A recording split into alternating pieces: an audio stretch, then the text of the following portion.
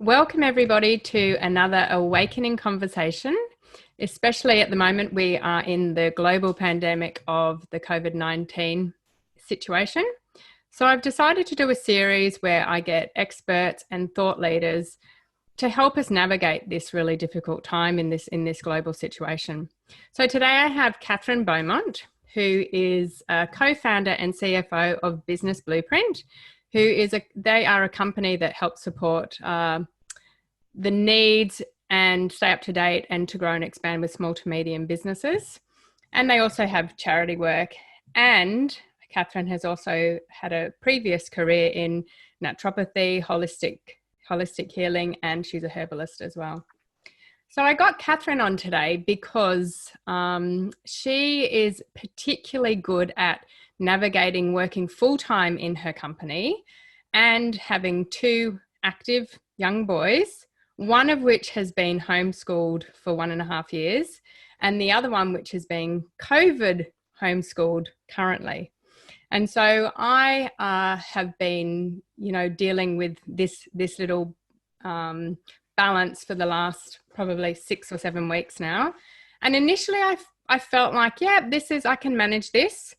And then last week was just awful. So I had a bit of a chat to Katherine, just a personal chat to Katherine, and she just brought up some amazing points that I thought were really, really important for other parents out there who are trying to work full-time from home and school their children. And in different parts of the world, this has been going on for months now. So in Australia, it's only been a couple of months, but, I just wanted to put this information out there. So welcome, Katherine, to these awakening conversations. Thank you, Sarah, and thank you for having me. Pleasure.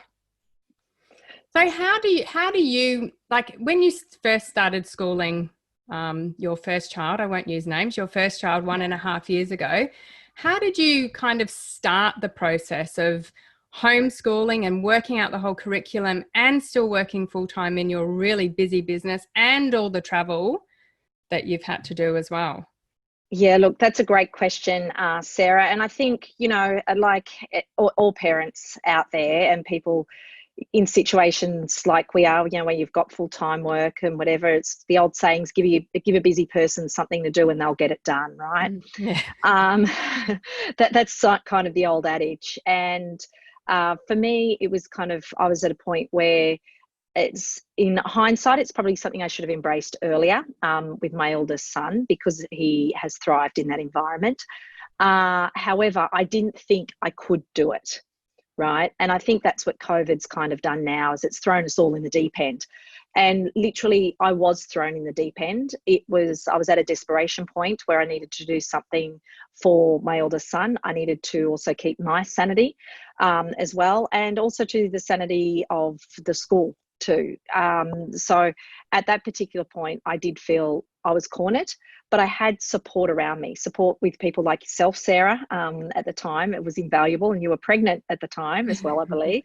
And just knowing there was people who believed in me that I could do it. And I think that's a very key thing.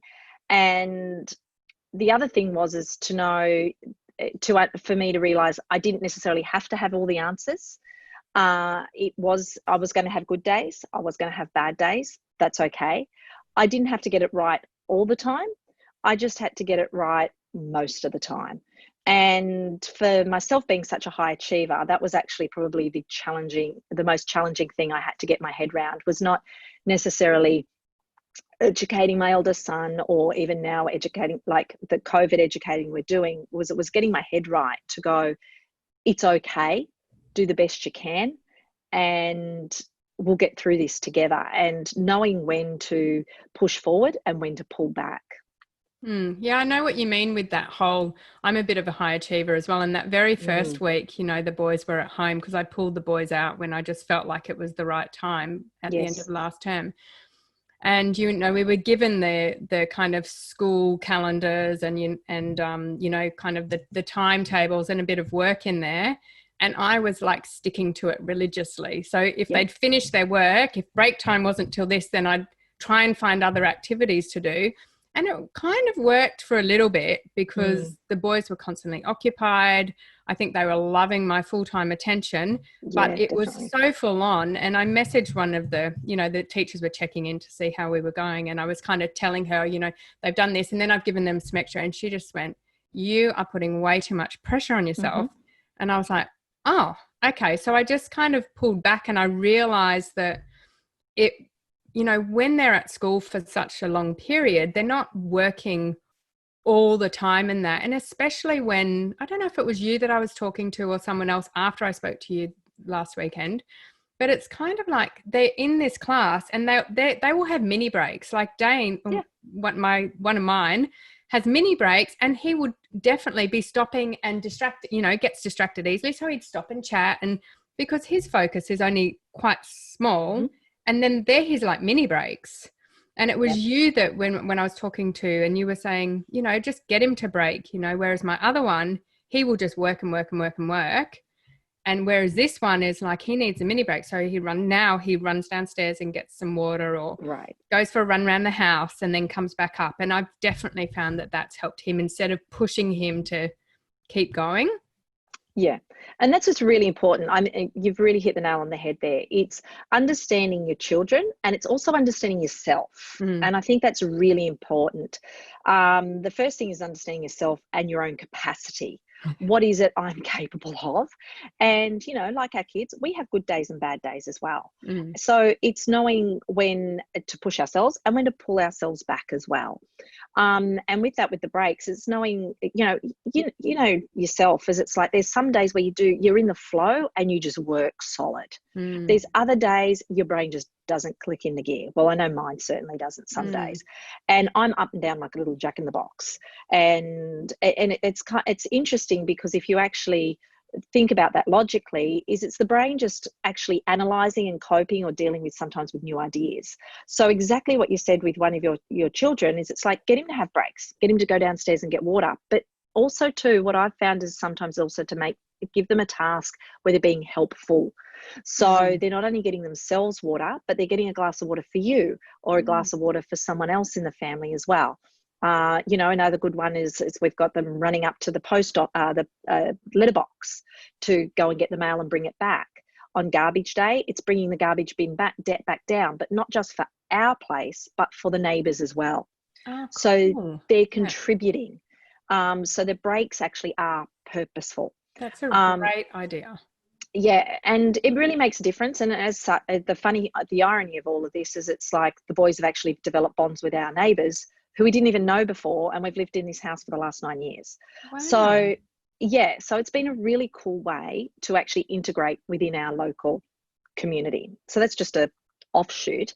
But the other thing is it's realizing you're going to have different things happen on different days. And in a normal classroom environment, and this is the thing I had to pull myself back with, I guess I'm really grateful that I did have a little bit of traction on the ground with Finn the 18 months prior, is that in a normal classroom environment, there's 30 kids in the class in public schools. 30 kids, one teacher. Maybe once a week for an hour or two, there might be a support teacher, but more often than not, it's 30 kids with one teacher. They've got X amount of work to get through in a day with 30 kids. With COVID Ed, we've got 1, 2, 3, 4, 5, maybe 6 tops, So as such, it's a little bit different to 30 kids throughout the whole day. Also too, is get to know your kids, what break, as you said with one of yours, he needs short breaks often. Right? Your other child is working for longer periods and probably then has longer breaks as well between. So you work out that rhythm, and we've got that luxury to do that. In a normal classroom, you don't have that luxury. So what a teacher normally does in a classroom is they present the lesson.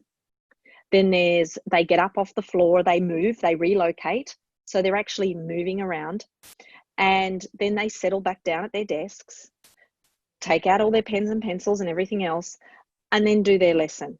And then after that, they then mark their lesson as a teacher reads it out, and then they go back down. So what would normally, could take even your child with the shortest attention span, 10 minutes to do, in a classroom could take up to 2 hours with 30 kids. So that perspective, when I actually had that light bulb moment and had that perspective, it took a massive weight off my shoulders to Me too. go, I've got to do all of this, you know, and and that's huge. And you don't have to get it right all the time, because you can imagine a class of 30 kids, some kids get it, some kids don't get it, some kids hand it in and they've got time to spare and they can read books. Other kids don't get it done, struggle with the first question and don't even get there. So we're doing okay. So two things I just want to ask you out of that is, one is, if there's a parent or two parents at home that are working and trying to school and they have more than one child, do you recommend that everyone kind of breaks together, or does it like as needed, or what would your advice to those parents when you do have more than one child, and probably with different needs, because they're all a bit different anyway? Absolutely. Do you kind of make it a time limit and then they break together like they do at school, or how would you navigate that, or how do you navigate that? Yeah, look, really great question.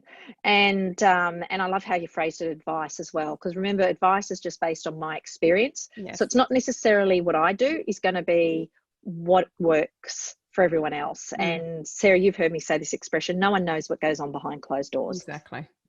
So, and sometimes what works one day isn't going to work another day.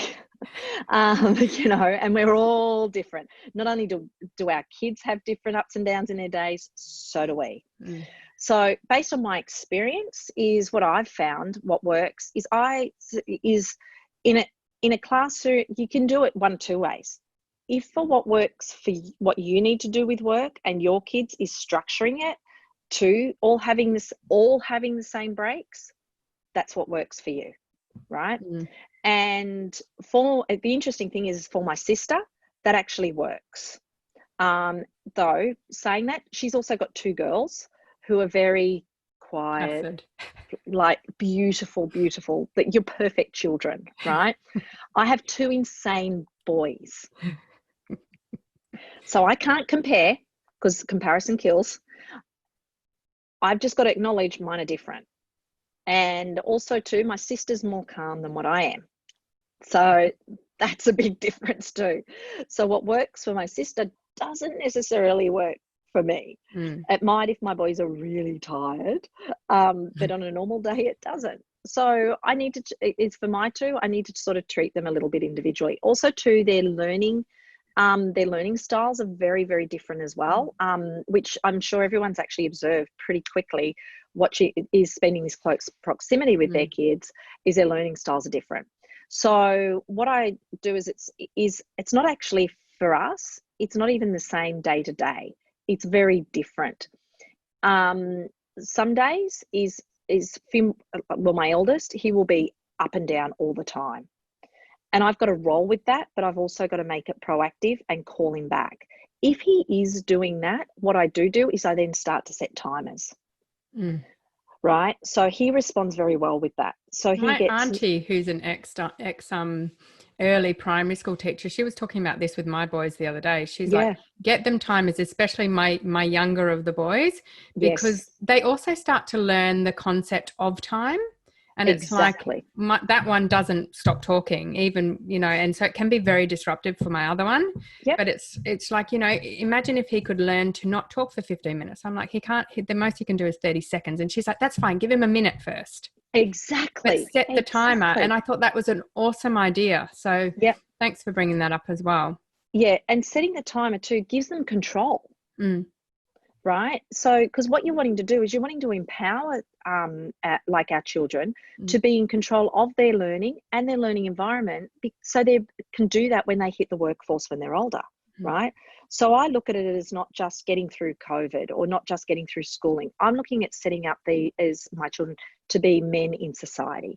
So how can I empower them to do that? So using a time is great. So my eldest is in charge of that. He goes, okay, I'll go, right, it's 10 minutes. For 10 minutes, focus on this.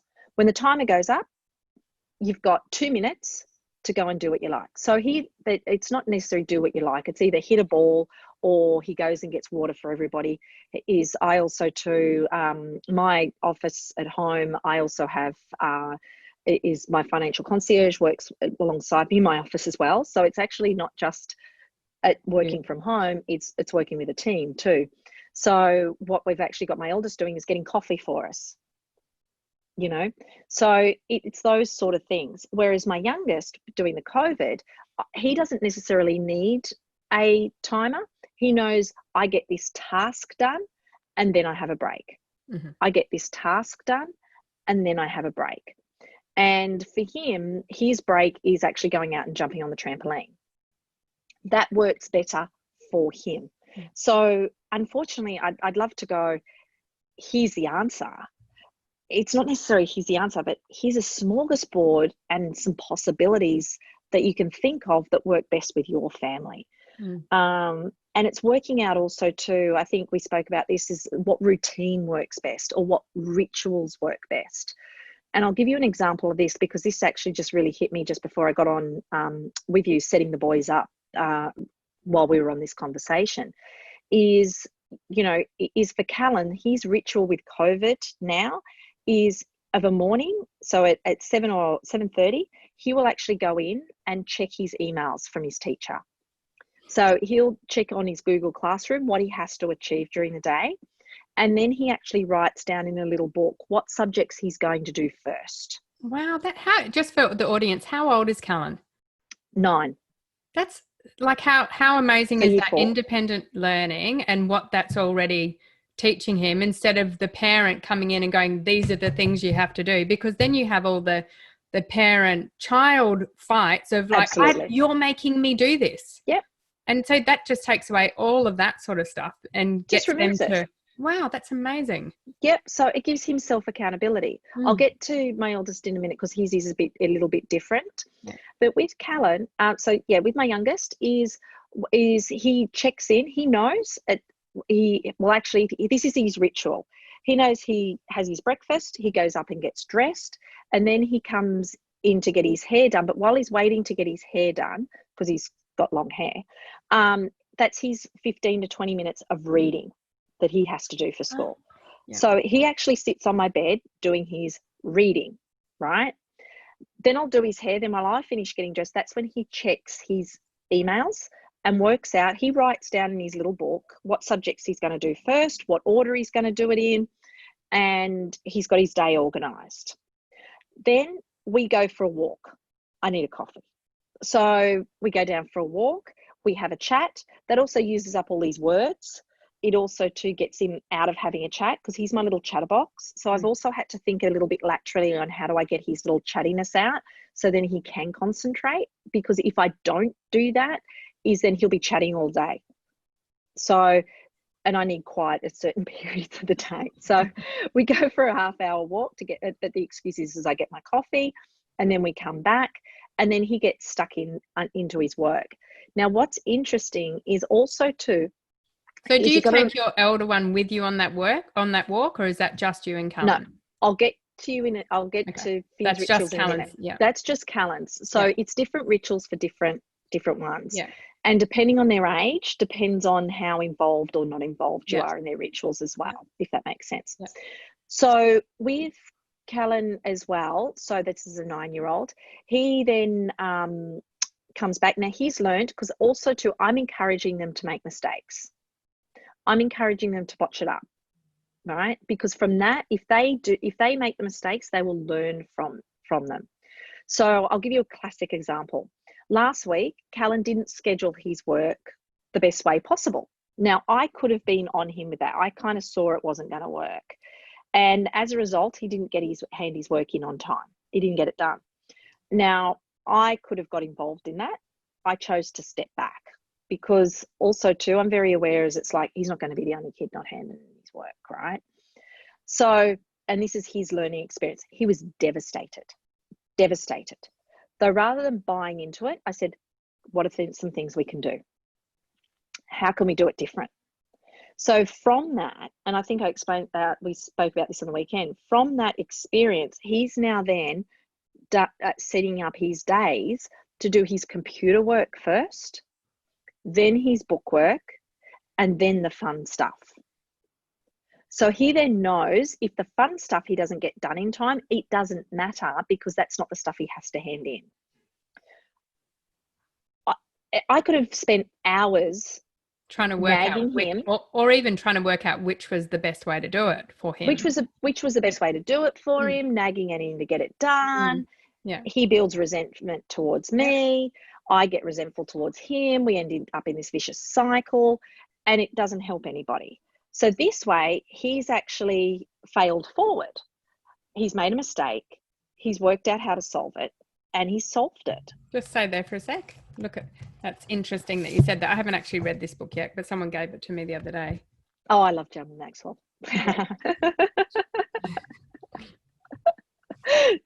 Like seriously, John Maxwell is one of my mentors. He's one of my gurus. Yeah, right.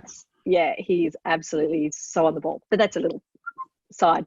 But that's exactly what it is you fail forward. And by Callan actually taking that responsibility and accountability, not only for his schoolwork, but imagine how much that's going to set him up for being a man. Absolutely. Being a teenager. My 17-year-old, when he was in early primary school, maybe year 3, something like that. And then there was probably like I think there was a bit of, homework. Oh, I don't want to do homework. You can't make me. That's that type of thing. And I just went, that's fine. I'm not giving you your homework. If you don't want to do your homework, talk to your teacher about it. I'm not giving it to you. Doesn't worry me if you do it or not. You need to address it with your teacher. And that was kind of like the end of those conversations, because it's like takes me out of the equation and takes that hassling and the pushing that comes from the parent, when it's not between the parent and the child. It's, if you don't want to do it, speak to your teacher about it. If you don't think it's fair, if you don't think homework's the right thing, speak to your teacher about it. There's no point in arguing with me about it. Yeah, exactly. And that's a really relevant point as well, is because in this case, when we're COVID educating, we aren't actually their teachers. We're their support people. Yeah. And it's an interesting concept to get your head around as well, is you are there to support them. They don't have to get all the information right. They don't have to present it beautifully. They don't have to do it to your standard. It's like, we've got for my youngest, it's like, I don't know what he does, like what sort of level of work he presents in the classroom. I don't know. So it's up to him to learn how to navigate this as much as it is me. And this is where we spoke about the other day too, is I think for me, the easiest way for me to get my head around it is to run it as a team and run it as an office, rather than run it as I'm the parent, you're the child, and we are going to run a classroom. That was going to be my next kind of question. It's like, so the kind of parent that the parent that might be by themselves, whether their partner goes back or whether they're a single parent, and they've got, say, one younger, like the older children, they work a little bit more independently, but just say it's a younger child who is a bit like my younger of the two, that he only lasts like a couple of minutes and stuff. So, like how can that parent get their head around having to do their own full-time work and support that? Yeah, look, that's really another really great question. And this also is where not all rituals suit all children. So I mentioned my eldest's rituals are different to what my youngest son's rituals are. So of a morning for him, he has his breakfast, gets dressed, but then he's also got the responsibility of walking a neighbour's dog. Oh, cool. Right. So that gives him a little bit of independence. It gives him a bit of autonomy, and it also gives him a little bit of a break from us. Okay. So in my eldest case, of course, he's with me all pretty much all the time, because it's like I am his mother, I am his educator. So I'm not just a COVID educator supporting him, I'm his educator. So you've also got to work out, and this is important during these times as well, how can as a family unit, as a working unit, how do we also maintain sanity in those times without being in each other's pocket? So for my eldest, that is walking the neighbour's dog. I know he's safe because the neighbour's dog's a big dog and no one's going to go near him with the dog. it gives him time on his own. He puts his headphones in, he can listen to an audiobook, or more often than not, he listens to music, but that's his time. He then comes back. Now, I may or may not be back from my walk yet with my youngest, but then he's got his choice then is he can get stuck into his workbooks or his online learning. And how old is he for the listeners, just so they kind of have some context? No, that's right. So he's 12. However, his attention span isn't what my youngest's is. His is very short. So this is where timers have come in really handy. Also to understanding his break cycles as well. So, however, what I've done is I've worked with him for him to understand what his needs are, rather than me telling it for him. And even with younger kids, this is really good because this is a lot to do with them self-management. So he gradually, so sometimes it's like he might set his alarm for 5 minutes and then he's got a break. Okay. So he'll set his own timer for what his needs are. Okay. It didn't start that way. I'll be really honest. It did not start that way. Yeah. However, it's progressed in that way. So also too, it's about building trust. Yeah. As well. So it's all these undercurrent in this time. It's the undercurrent parenting in order for our kids to be self-sufficient and for us to be redundant. That juggle that we're doing here as well. So he now sets his own timer, or he'll set it by task. However, he's started to work out just simply because I've gone asking. So I've learned with him is to ask the question rather than tell him what to do. Both of mine are like that. Yeah. So, and it's so easy, particularly when you're working and you've got deadlines and you've got people in your ear and you're trying to juggle this, or you've got the banking going on and you're dealing with, you've been put on hold for 50 years and all of that going on. It's so easy to turn around and just go, just do this, just do that, just do this, just do that. All right.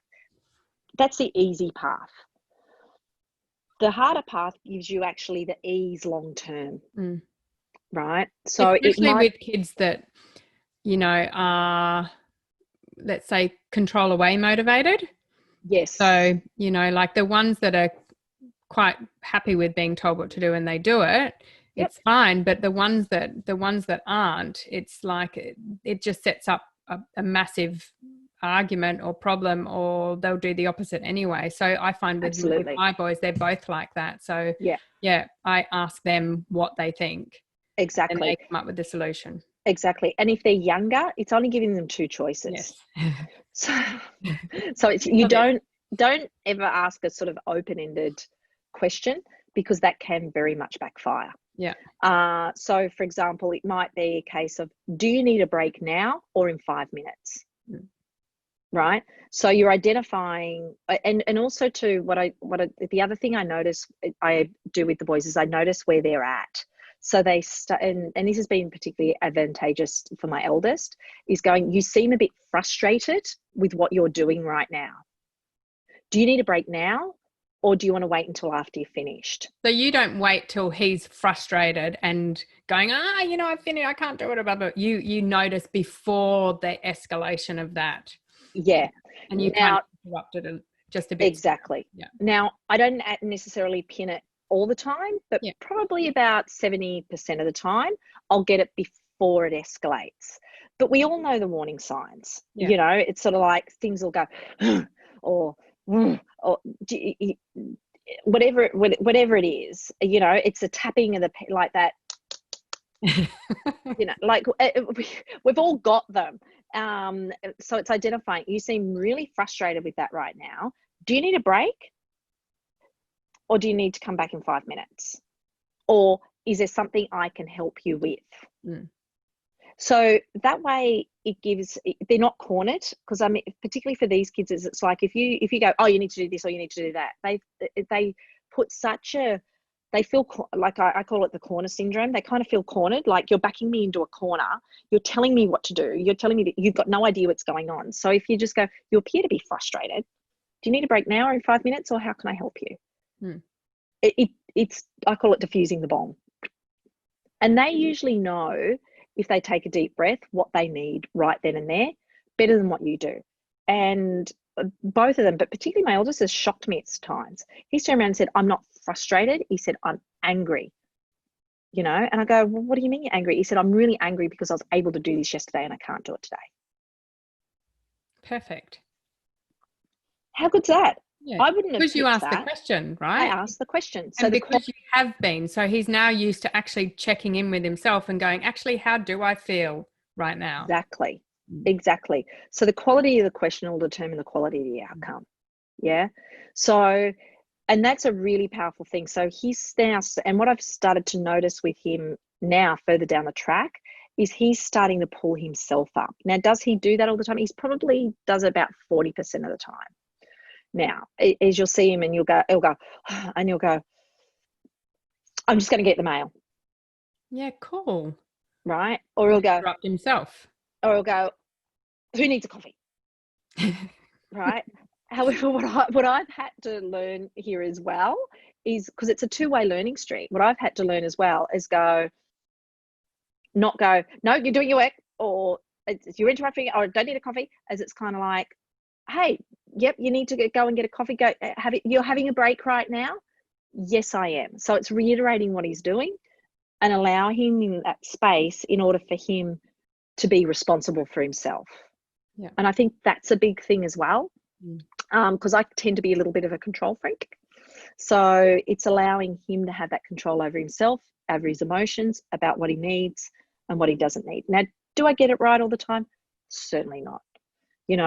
And it's like, and I can be very loud. So it's like, and I've got to watch that with myself too. If I'm frustrated and things like that, I have no qualms in saying to the boys, I'm really frustrated right now. I've been on the phone with this bank for 2 hours. I've spoken to like 8 people. I need quiet time. I find myself saying that a lot at the moment as well, particularly last week. Yeah. And it's not being afraid to ask for it. Yeah.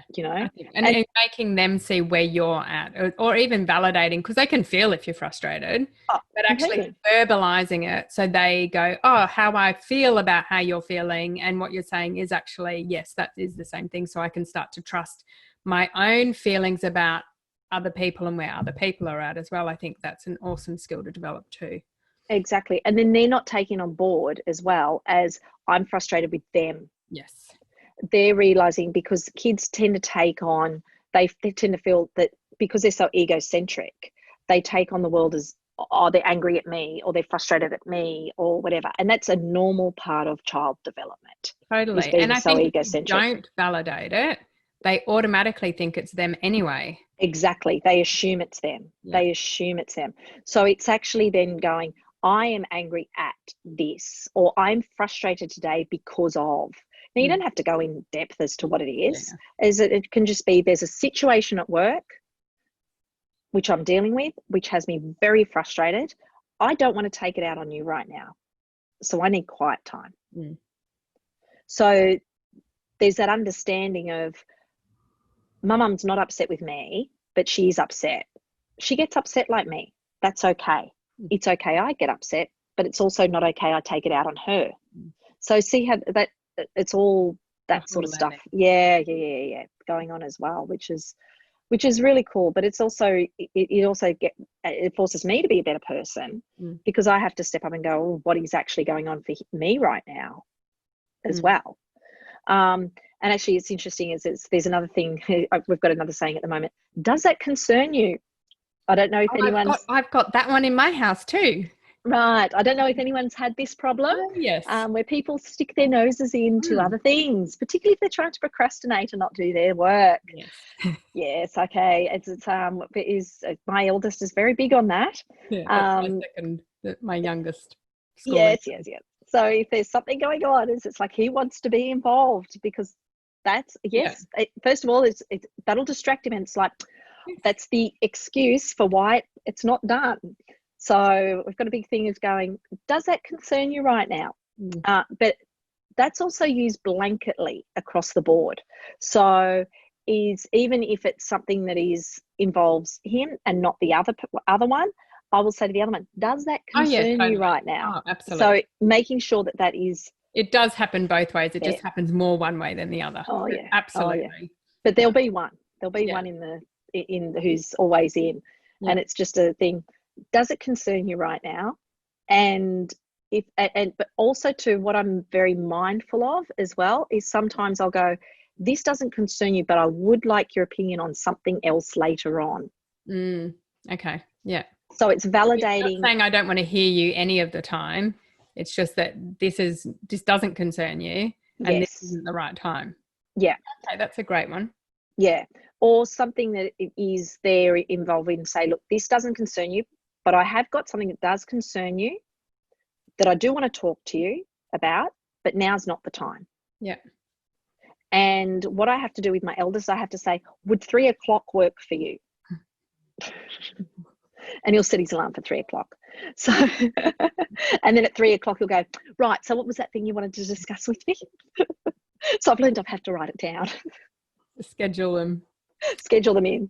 So with that, the kind of the younger child that is kind of the constant need for attention or support or interruption, that type of thing, is that what you were talking about with going back to, think of it like an office or like a team, and that's what absolutely kind of tends to help you navigate that sort of situation?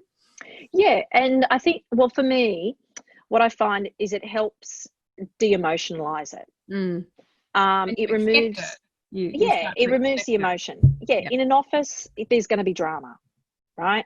There's going to be water cooler talk. There's going to be people working. There's going to be people not working.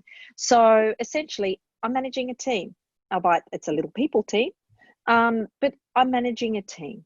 So my role then is, how do I bring out the best in them? How do I keep them focused? But more importantly is, how do I empower them to do what they need to do to keep the ship moving? So what I found is seeing them as team members rather than necessarily my children helps a lot more in how I process things with them as well. It also takes out a lot of frustration, because I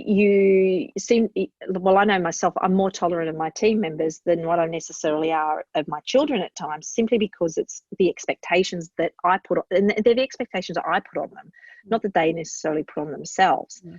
Granted, I do put those same expectations on my team members, but I tend to be more gentle when I speak to them about that, right?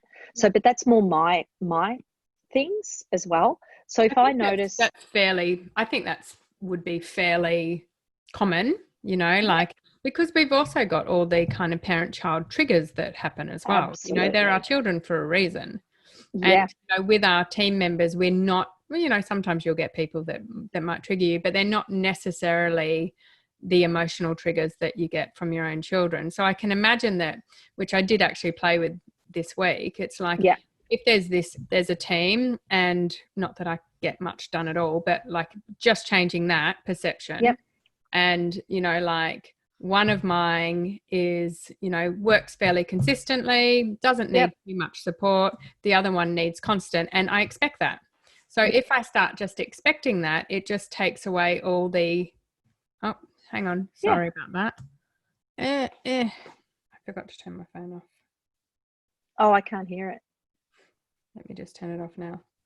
So if I expect that, can you still see me, by the way? Yeah. Yes. Yep. Cancel. Hang on. Technology. I did hear it buzz before, and I was like, oh, I forgot to put my phone on airplane mode. So if I expect that, then I'm not emotionally charged when it happens, because it's like I'm in this team and this is what happens. Yeah. And the strengths and your weaknesses of your team. The strengths and your weaknesses of your children. It's no different from working in a team. So you work to that. And the way you would in a team is, it's also, you encourage that. Like, for example, it's like, is my eldest just wants to, have fun, and he's inventing stuff and went like old sports games and things like that. So, during a break, it's like, one of them, I sent him up, he set up a mini golf course in the lounge room, right? And then that became an activity the two of them could do. And it was one of those days that he just wasn't getting anything done. He just couldn't think, he couldn't focus, he couldn't do anything. I needed to get stuff done. So I just thought laterally, and I just went, I need him out of my hair. I don't want to be nagging at him, because if he continues Doesn't work sitting anyway. there, I will nag at him. So if I know that's what's going to happen, it's like, how do I change my perception or my thinking around this to get the outcome we need, right? It might not necessarily be the tasks that we were expecting to get done, but sometimes there's a better way. So the ultimate flexibility of being a parent, right? Exactly. So in this case with my eldest, it's like I said, right, what I want you to do is, that's it. There's no workbooks or anything at the moment. I just said, what I'd like you to do is, you've got a choice of inventing two things. You need to invent an obstacle sports challenge, either in the backyard or in the lounge room. Where would you prefer to do it? In the lounge room. Okay. What do you think it could be? And he goes, a mini golf course. Great. Go for it. You've got 1 hour. Yeah, right. So then Right? he'd set his timer, so he knows he's got 1 hour to complete this golf, and he's focused on it. Yep. Yeah, but I also made the commitment, in 1 hour is your brother and I will both be down, and who I work with in the office. All three of us will be downstairs, and you will guide us through, and we will have a game for half an hour. Oh, fun. Right? Yeah, great idea. So that completely broke up the energy. So it's kind of like, it was a complete state changer. Yeah. He was happy because he was off doing his own thing. My other son was happy because it's like he had peace and quiet. It was myself and my work colleague were ecstatic because we could actually chat without being interfered. We could get done what we needed to get done. And then we had a break afterwards, and we all had an absolute ball, right? And then afterwards, it's like we went back upstairs, got it work done. He packed away. But then all of a sudden, he came back upstairs and then continued his work without me having to ask, because he felt validated in a couple of things. And I learned a lot from that, in that he worked on something that it was completely practical. So it could be something like with younger ones, Lego. Yeah, Lego works awesome for one of mine, like really beautifully. Yep, Lego. I've also sent with my drawing, colouring, but see, my two aren't drawing or colouring kids, so that kind of falls by the wayside. As I got my other one, I've been keeping boxes and tubes and things like that, so they have to develop what you call 3-tier effects, with dominoes. So they've got to put marbles down and do things, and domino tippers and stuff like that. Setting up a game, so whether that be a game of Monopoly or Cluedo or Uno's great with younger kids. Uno works great for us from preschool all the way up, because it teaches colours, numbers, strategy, everything. So you can get them to actually set up something, or it might even be cook something, or make something, not necessarily cook something, but put together some raw ingredients to make things for everybody, and then they have to serve it on the table. So they're doing an activity that involves their hands, but then they have to present it. And they're using the other side of the brain, right? They're using the right side of their brain, which is more the creative, colourful, expansive side, rather than the really technical side. And I do find that with mine, that, if they can't click into that, if they can get creative, I think neurologically it crosses over. Yeah, it hooks up the hemispheres, so you can start to use them. It starts everything firing. A bit dominant on one side, then we can't keep going. Exactly. And also to the presentation afterward is really important, because even if they're just presenting that to a sibling or something else, and walking them through what they've done. For example, I'll use the mini putt course. It's like, so when we went down, is my eldest then went, right, so what I've designed here is I've designed this, so it's like, this one will be easy, this one will be more challenging, and you've got to work out how that you're going to do this, and da-da-da-da-da. So he actually had to articulate what he was trying to achieve to us. So if you actually think about it, like in a classroom environment, they've got to present to their peers all the time. They're not getting that opportunity during COVID time. I was thinking about that just this morning. You could do that. Their news days, that is not there, and I was thinking I really need to bring that back a little bit, because they don't have news days and presentation days. So that's another way you could include that side of things too. Yeah, absolutely. Or gardening gardening's another thing that's really great. Or even them just digging a hole, it's like cooking or making some sort of food. I mean, there's so many recipes where people can make cookies or muesli bars that don't involve cooking, but then they have to present it. Making pasta worked amazing for my elder of the 2 younger boys. He would just sit, and the kneading and the mixing with his hands, and then the process, it amazed me. It was a 3-year-old that could not concentrate for more than a few seconds. Was completely absorbed. Totally absorbed for an hour making pasta. That's an activity I had to help him with at that age. Yes. But totally concentrating for an hour, it amazed me. Yep. And then look at the end result. Everyone's got a meal. Yeah, I know. It's amazing. How much time then has that saved you to then be able to work? Yeah. Yeah. So it's like, I'm always constantly thinking the end game. So what is the end game? The end game is like, I'm also super organized and I know what I have to get through for the day. And I'll strategize that. Now, look, more often than not, I end up working once the boys are asleep. It's just the nature of the beast, right? It's been that way since they were babies. However, I think I'm my own worst enemy there because of just the enormity of the work that's involved. But saying that is, I've had to get really savvy. And this is where I just keep questioning myself as to what do I need to achieve? How do I do it? And how do I best organize myself to do that? For example, and I'll give you a classic example, and this is something I really had to put in place when I started educating Finn, is I had to put in place when I was available on the phone. So I will only answer my phone or I only make calls during certain windows. If my phone rings outside of that window, chances are I will not pick it up, right? I will not pick it up. I'll not pick it up for 2 reasons. One is it's like chances are if the phone rings, I'm on the phone for a long period of time because it's not a simple phone call. It enables me to focus on the boys with their with my eldest with his lesson. If I'm presenting a lesson, I don't want him to be resentful. Like he needs to, I've made it very clear to both my children it's like, this is work time, this is family time, this is whatever. To the point of if the phone does ring and I need to take it, I go, this is a work call. I know it's outside of my normal call time. Is it okay that I take this now? Because I will extend our time later. Yes, they're fine. So the same way as you're totally present. When you say you're going to be there and you need to do some work with him, you're totally present with him. Yep, and absolutely. It's not interrupted and you're scheduling work time around that. Exactly. And same with even my emails.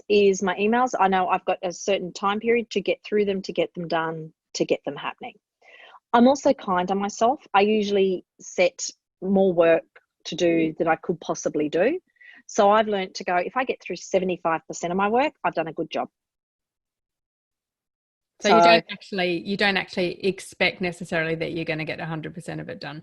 No. I removed that pin a number of years ago because I found that was killing me. That was do that. Yeah. It was a breaking point for me. Yeah, it was my breaking point. And I've learned, I think I've gotten to understand what my capacity is. So I know I'll always put on there extra. So I've learned to be kind to myself and gone, you know what, if I get it 75% done, I've had an awesome day, and same with, my eldest, because I've got to do all his assessments and everything else. You know what, 75%, he's nailed it. That's a great job. And then he then can concentrate. And and by having that, what's fascinated me has come out of that is then the things come through where he will get, I think I've just swapped over mics. Can you still hear me? Yeah, I can still hear you. Yep. Okay, let's see if that works. Did that hear me again now? Yep, great. So what we've worked out is he then, interestingly, he has gotten 100% on things. randomly, because I've encouraged him to go, you can do that, but the world's not going to fall apart if you don't, if that makes sense. Absolutely. So he knows there's a minimum bar that he had. Like what's fascinating, what this has fascinated me with working with him, because it's a little bit different with the home ed side, because I am assessing and I've got to put in everything Department of Education and all that sort of stuff. But with him, I've gone, all of his online learning and everything else is he has to get a minimum of 70%. Otherwise, it resets. Yeah. Right? So he knows that. He knows that. And interestingly, is you would think he would just get just over that, right? No, he'll push it. And then where he gets really good marks, then what he does is he takes on the extracurricular activity without me even having to say it, to then go into battle with Australia-wide and even globally. And it has floored me every time, because it's been okay for him not to get it right, that then he wants to really get it right. Yeah. Yeah. So that was a big learning curve for me to then implement that with my work too. To go, right. That's okay. Yeah, I can imagine. It's like if you don't have that buffer, the pressure is constantly, and if you don't get the 100%, you've essentially failed. Exactly. We know what failing does to a lot of people's psyche, and it certainly isn't helpful when you start beating yourself up around it.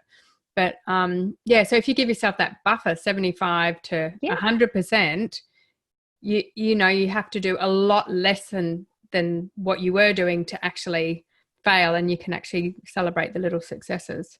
And you can celebrate the achievements more. Yeah. And you can recognize then, and for me, not getting it right all the time, then I can look at going, okay, well, how can I improve that? What can I do different? How can I do it? So it's a whole different, again, it comes to that perception, right? Absolutely. It's a whole different perception on how do I approach this, rather than beating myself up, going, I'm getting nowhere. I can't do it. It's overwhelming. It is, otherwise that's where the overwhelm comes in, is you're not coping, you're not getting what you needed to get done, you're not achieving, you're not getting your deadlines met. Yeah, that's how I felt a little bit last week. I felt like there was just so much work, and the kids were, for whatever reason, just not very focused last week. And I just felt like I wasn't getting anything done, and I just couldn't even get the work done. And then I was catching up on a couple of days that I was working as well, and it was just like, oh my God. Yeah.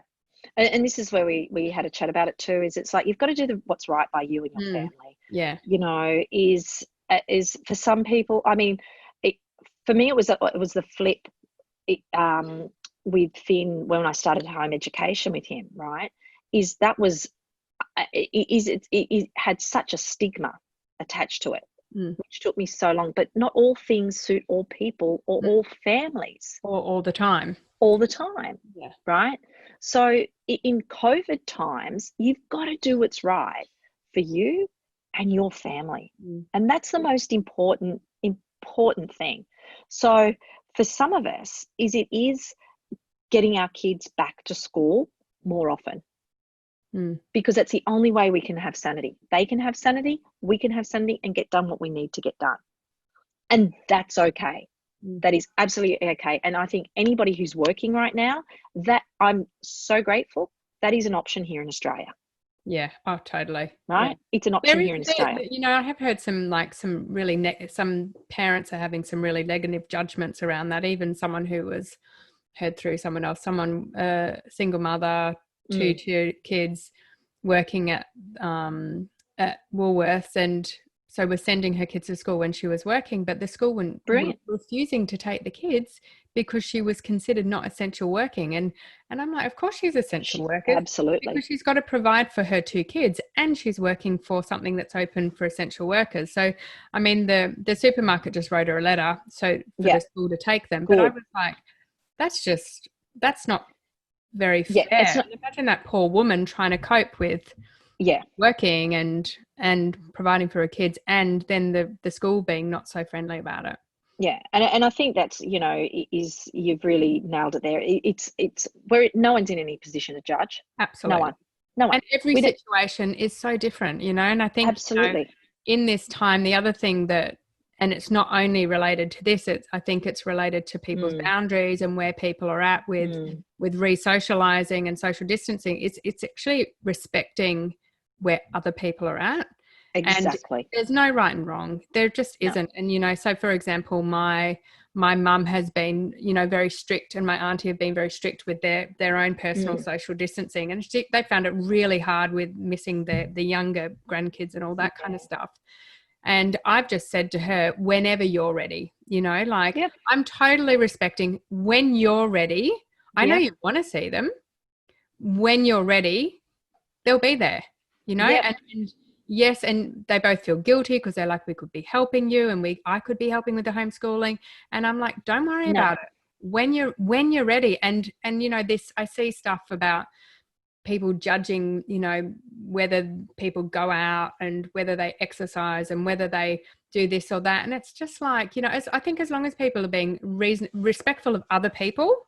Exactly. You have to work out what works for you. Exactly. It's about respecting yourself and others, and throw judgment out the window. Absolutely. Like, seriously, and I mean, this is the thing, and this is why schools have remained open. It's the Prime Minister himself said essential workers are all those who have a job right now. All those who have a job. The reason why they're essential is to keep the economy going. Okay. So, and I mean, as a single parent, it's not an easy job. I mean, Dale's away more than he's home.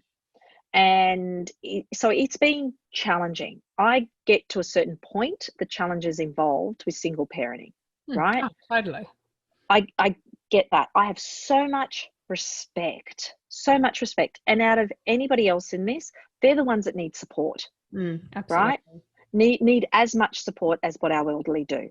So if in order for them to get to work or even to just breathe, they can send their kids to 1 day, 2 days a week, that's perfect, because that's what works for them.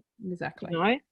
And same way as it's that whole principle of you supplying your own oxygen first. If you're not at your best, your kids can't be at their best, and so the whole family unit starts to get disruptive. So like particularly, I think the whole mother kind of archetype is the traditional thing of like everyone else comes before you. It just can't happen during this time. Like, you have to keep that balance and that maintenance of you making sure you're okay and finding the balance of what makes you okay, so everybody else in your family is okay as well. Exactly. And, you don't know what goes on behind closed doors. You have to look after yourself and your family. And, what's interesting is during COVID times, the suicide rate is higher than what the killing of COVID is. Oh, yeah. In Australia. I mean, that totally. I hadn't actually thought of that, but that would make sense. So the best way in which we can protect ourselves from COVID is actually supporting each other in what we need to do. Yeah. And it's being okay. So if someone needs to send kids to school, that's okay. Yeah. If you want to keep them at home, that's okay. Okay, exactly. Yeah. And the other reason why the schools have remained open as well is so we can protect and also too the mature members of our family as well. Yeah. Right? Yeah, exactly. Because they are classified as our most vulnerable. The government has just made announcements that they're getting stricter with more mature members of our society, and rightly so, after some recent things that have happened. So it's the traditional role of a grandparent supporting their children with looking after the grandkids after school, or picking them up after school, or running them off to dance, or helping you with COVID teaching. It's gone. Yeah. The world's changed. Yeah. It's changed. Yeah. So their connection is through Zoom. But I just had thought, a way in which they could be engaged is this is something I've done with my eldest, is he does food tech. So with his grandma, we've set up Zoom food tech. So they cook together. Oh, that's a great over idea. Zoom. Yeah. Right. And she actually walks through his theory with him. She's still part of the curriculum. You're just doing absolutely. Zoom. Yeah, right. Absolutely. So can you see? So this works really well, because this actually gives me a couple of hours. Like, I mean, granted, it would be a lesson that I'd spend 1 or 2 hours on. She spends 4 or 5 on, but that's the luxury of a grandparent. Absolutely. Yeah. Right. Absolutely. So I think this is actually, I just thought of this talking to you because I'm familiar with your situation as well. Is to engage. If you have got a really challenging younger one and you need that break in your work or what have you, Zoom the grandparent and get the grandparent to talk them through what they need to do. That's a great idea. And they would actually love that, because then they're still involved and they don't feel like a bit redundant and useless themselves. Absolutely. So yeah, that's a really beautiful idea.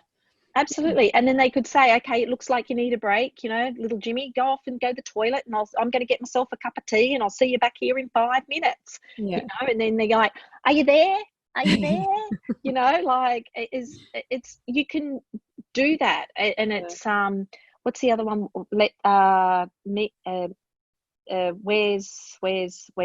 Where's up or something, like, because I know Zoom. WhatsApp? No. I mean, you've got other ones for the grandparents to use if if they haven't got the longer Zoom one. You could use FaceTime. With them. Whereby, I think it's Whereby. Oh, okay. Yeah. There's another one that doesn't have a time limit as well. Okay. But it is there's lots of ways in which, like, I mean, I just thought of that. So it is a smorgasbord. It's what works, and it's not necessarily going to be an all day thing. But it's sort of like, if you need to give specific attention to one of your children, you need the other one occupied. Like, say if you've got two little, like a kindy and a year one kid, I mean, that would be crazy, or two kindy kids or what have you. It's like, what you could do is allocate one to one grandparent, one to another grandparent on Zoom, and you can get some of your work done, then cross them over or what have you. So it's time to think outside the box. And also too, in that way, because I know this way engaging my eldest is the boys' grandparents, is they feel very actively involved in what's going on now, and they're not missing out at all. They don't feel guilty. They feel like they've really been proactive with it, and they're more engaged in what's going on and more understanding, because also too is then my kids are then saying to their grandparents as well, it's okay, we'll see you once all this is over. Isn't it great we can do this? Absolutely. Yeah. I think that's a really wonderful place to finish this conversation and think of it like a smorgasbord. I think that's a beautiful, beautiful analogy. And also, like, that there are so many options out there. Would you be able to just give a quick summary of how people can reach you and, like on Facebook and websites and all that kind of stuff, if they want to be able to connect with you or see what your business does?